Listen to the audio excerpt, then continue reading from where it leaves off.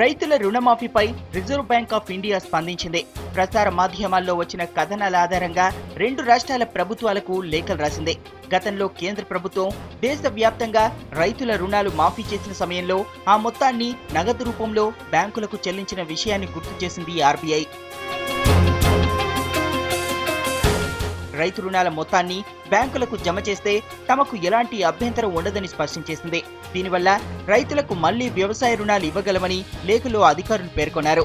ఇలా కాకుండా బాండ్లు, వాయిదా పద్ధతుల్లో రుణాలు చెల్లిస్తే తమకు ఇబ్బందులు వస్తాయని తెలిపింది.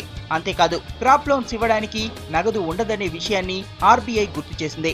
రైతుల రుణాల మాఫీకి సరైన ప్రాతిపదిక లేకపోతే బ్యాంకుల ఆర్థిక వ్యవస్థ దెబ్బతింటుందని ఆర్బీఐ ఆందోళన వ్యక్తం చేసింది.